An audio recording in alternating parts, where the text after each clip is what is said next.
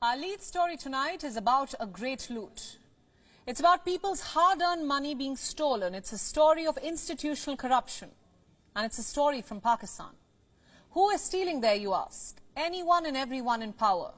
The establishment, the government, even the opposition. And tonight, we will bring you the details of this great loot. We start with the biggest stakeholder in Pakistan, the establishment. This is the most powerful man in Pakistan. Qamar Javed Bajwa. He is Pakistan's army chief, and he is in the news today. An investigative report accuses Bajwa and his family of a great loot. It says the family made assets amounting to 12.7 billion Pakistani rupees in the last 6 years. 6 years ago is when Bajwa climbed to the helm of the Pakistani establishment.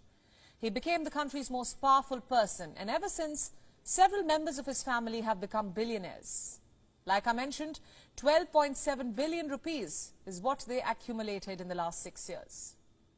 Remember, this is over and above the residential plots, the commercial plots, and the houses that the army had given to Bajwa. Let me now introduce you to Aisha Amjad. She is Bajwa's wife. In 2016, Amjad did not declare any assets. And 6 years on, she's sitting on 2.2 billion Pakistani rupees. I repeat, 2.2 billion. So how did she make so much money? Invest in S&P 500 perhaps, or cryptocurrency? How do assets climb magically, rather multiply, to 2.2 billion in just 6 years? Today she owns an apartment in Karachi that's worth 90 million Pakistani rupees. Another apartment in Islamabad. 3 plots in the same city, at least 2 commercial plots in Lahore, 2 commercial plazas. One is worth 650 million rupees, another is worth 309 million. She also has a farmhouse in Karachi. Then there is 160 million in cash, bonds, ornaments, savings and foreign currency. All of this in just 6 years. And if you thought that was fast, you must learn about Mahanoor Sabir. Her assets climbed in value reportedly to 1,271 million Pakistani rupees in just a couple of weeks. Sabir is Bajwa's daughter-in-law. As of last week of October 2018, she had not declared her assets, and in November 2018, she married Bajwa's son. Right before her wedding, Mahanoor Sabir was magically worth this big sum, that is 1,271 million Pakistani rupees. Sabir's LinkedIn profile says she's a senior manager at Tax Petroleum. This company was born in 2018, 2 years after Bajwa became the army chief of Pakistan. The company was registered in Dubai in 2019, the same year that Bajwa held private meetings with Pakistan's business leaders. One thought, the military general was trying to bolster Pakistan's crumbling economy, doing something for his country, his people. But cut to today. Pakistan is drowning in debt. There is spiraling inflation. Pakistan owes $126.9 billion in debt. 90 million Pakistanis are going to bed hungry. But the Bajwa family has been shielded from this economic downturn. They have only become richer. We are talking about the daughter-in-law, Mahanoor Sabir. Her sister too became a billionaire in no time. How do you do that? How do you become a billionaire in a year? By looting perhaps. This is Sabir Mithu Hamid. He is one of Bajwa's closest friends, also the father-in-law of Bajwa's eldest son. Not too long ago, Hamid was just an average businessman. But in the last 6 years, Hamid and the Bajwas together have started an international business. They have also bought properties abroad. They have begun transferring capital abroad. They own commercial plots, commercial plazas, farmhouses, and a great amount of real estate. In 2013, Sabir Hamid was worth less than $1 million, and today, you can guess, he's a billionaire as well. One of the many billionaires in the Bajwa family. Tell me one thing, how is this fair on Pakistan? How do the powerful swim against the economic tide? As the public drowns in floods and debt, The authorities in Pakistan have allegedly blocked access to this damning report. I'm not surprised. The government of Pakistan is not interested in how Bajwa and co. became billionaires. Instead, Pakistan is probing how the family's tax records got out. How were they leaked? Pakistan's Finance Minister Ishaq Dar termed the leak illegal and unwarranted. Forget about the actions of those involved. It's actually neither. Experts tell us that the tax documents were not confidential.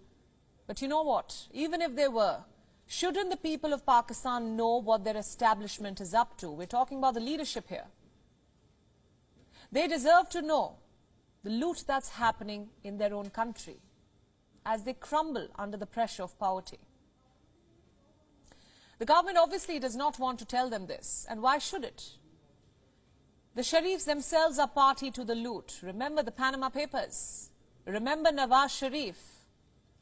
He is Pakistan's former Prime Minister, also the elder brother of the sitting Prime Minister, Shehbaz Sharif. So where is Nawaz now? He's sitting in London fleeing justice. In April 2016, the Panama Papers named Nawaz Sharif's children. They claimed that Nawaz's daughter and political heir, Maryam Nawaz, owned undeclared firms and assets offshore. So did Nawaz Sharif's sons, Hassan and Hussein. It is alleged that the Sharifs used the offshore companies to launder money, to buy foreign assets, even a posh apartment in London. Later, an investigation found that Nawaz Sharif owned assets beyond his income. So where was the money coming from? State coffers, perhaps. Nawaz Sharif was branded corrupt by Pakistan's top court. The leader took to London, supposedly for a heart treatment, and never returned. This is the history of Pakistan's leading family. They say the government of Shehbaz Sharif is planning to quash this case and welcome Nawaz back to Pakistan. Basically roll out the red carpet for a man who looted the people who had put their trust and mandate in him. So what is the opposition doing about it? Well, what can they do or say? Imran Khan and co are just as guilty of loot. How many of you are following the Tosh Khana case? Well, Tosh Khana means treasure house. Back in the times when the Mughals ruled India, Tosh Khana was where the nobles' rich attires were kept. Pakistan too has Tosh Khanas. This is where state gifts are kept. You know, the ones given to dignitaries, parliamentarians, leaders, by other heads of state and foreign dignitaries. Now Imran Khan, who not too long ago was Pakistan's Prime Minister, is accused of hiding information about the Tosh Khana gifts.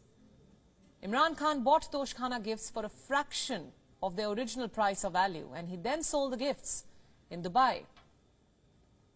What did Khan do with the profit he made? For starters, he never declared them in the election papers. Among the many things that Captain Khan bought was a Graf wristwatch. It was gifted by the Saudi royals. It was supposed to be a state asset. But Pakistan's former Prime Minister had other plans. This is the level to which Pakistan's leader have stooped to loot the country. The country's constitution expects that public representatives should be Sadiq and Amin, meaning honest and righteous. But when was the last time Pakistan really had someone honest lead the country? Perhaps that explains the state of Pakistan's economy. General Bajwa retires later this month. The 29th of November is his last day in office. Will his successor be any different, or will it be the same old vicious cycle at the cost of the people? What Pakistan needs is a military that does not involve itself in economic affairs, that does not loot the country. What Pakistanis need is a government that is clean, that is free of corruption. The country desperately needs an opposition that checks the government, not one which cleans the state coffers. The people of Pakistan deserve better. WION World is One is now available in your country. Download the app now and get all the news updates on the move.